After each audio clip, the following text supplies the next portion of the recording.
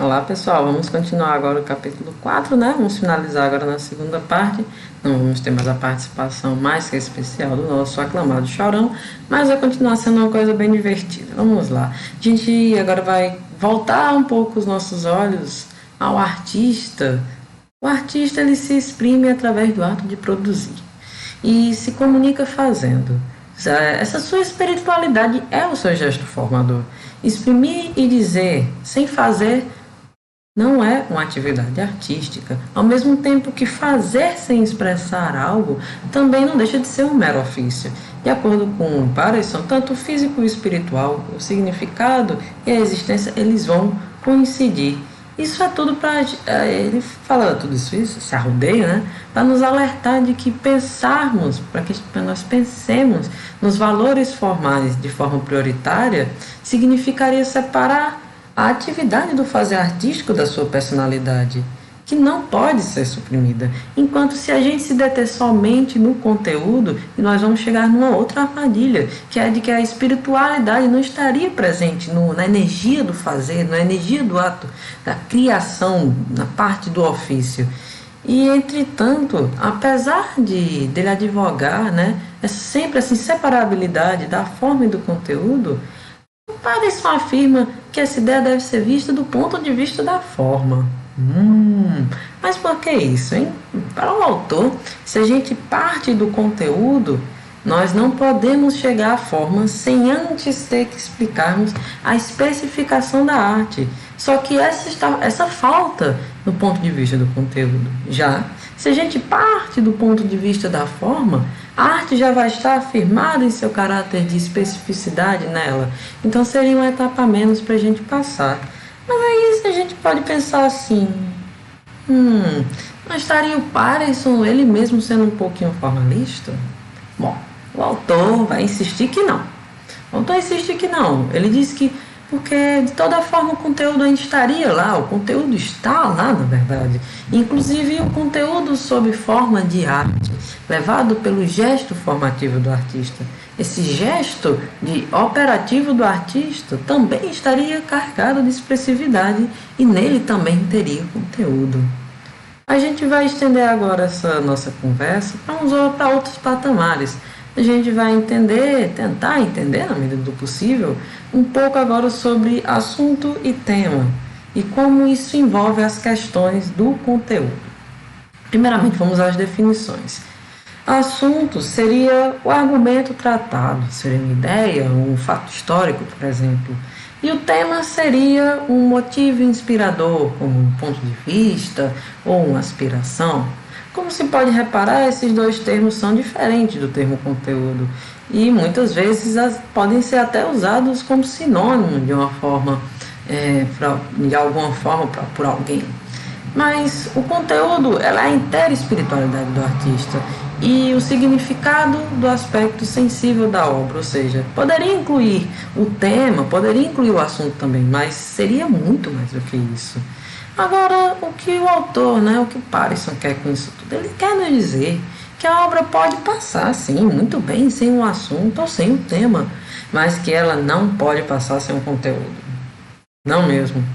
Um exemplo de obras que não possuem nem tema, nem assunto, seriam, por exemplo, as obras abstratas. A gente vai falar um pouco disso agora, mas primeiro, a gente estava falando sobre assunto e tema, e a gente vai falar agora um pouco disso também nos próximos tópicos. Vão existir obras onde o assunto é o grande norteador da sua existência. Vale salientar que o fato dela ter essa ênfase não liberta dela ter outras formas de expressividade, mas vão existir outras obras onde o sentimento toma conta de todo o assunto, fazendo daquela obra um mero pretexto para que dela possa emergir o sentimento de uma forma mais enfática. O autor cita, por exemplo, a arte lírica. Aqui nesse tópico, o mais importante é a poética da arte como uma expressão de sentimentos. Mas, por fim, vai existir um tipo de arte que não possua uma grande ênfase na representação, nem na expressão, sem tema e sem assunto. A gente está falando da arte abstrata. E quando eu falo arte abstrata, eu não estou necessariamente falando do abstracionismo, aquele tão famoso do século passado. A gente está falando de algo que ultrapassa a barreira temporal e que se encontra em diversos períodos históricos. Bom, por outro lado, o Pareson, sobre isso, ele vai afirmar que apesar de não possuir assunto, nem possuir tema, isso não significa que a arte abstrata não possua conteúdo, ela vai possuir conteúdo. Até porque isso é um fator imprescindível para qualquer expressão artística. As qualidades sensíveis ainda vão se fazer presentes. E esse negócio de arte abstrata e arte representativa, ela tem traços de uma discussão já muito longa da história da arte, que muito acalorada também essa discussão, que é a relação entre arte e natureza. Para muitos isso são ideias opostas, a mímese e a abstração, onde uma seria o signo, né, uma figuração do real, e a outra seria uma autônoma, uma coisa autônoma, uma criação desde o seu início, desde a sua gênese. A gente vê aqui que se trata mais um problema de poética do que estética em si, porque não se trata de uma tentativa de uma definição geral da arte, mas sim de fazer valer certos programas específicos, seja os programas mais abstratos, seja os programas mais representativistas. Ou seja, não é grande coisa a gente partir do mérito se uma imagem é mais artística que a outra, a partir do ponto de vista de mais próximo ela está de representar a natureza. Talvez seja uma discussão mais interessante para o campo da poética realmente, se a arte deve copiar a natureza, se ela deve deformá-la ou apenas desconsiderá-la também. Porque para a estética, no fim, não importa se a arte vai deformar ou copiar a natureza, ou se ela vai utilizar a realidade como parâmetro, porque a arte consistiria primordialmente em construir um objeto novo. A arte, em primeiro lugar, significa realizar.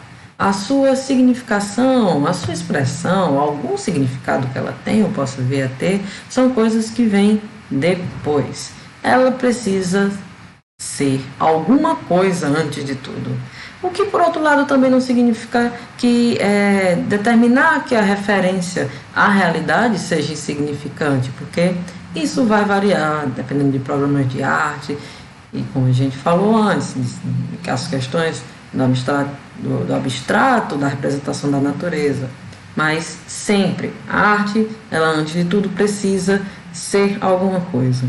E é basicamente isso. Acabamos aqui o capítulo 4, um pouquinho mais curto, e até o próximo capítulo.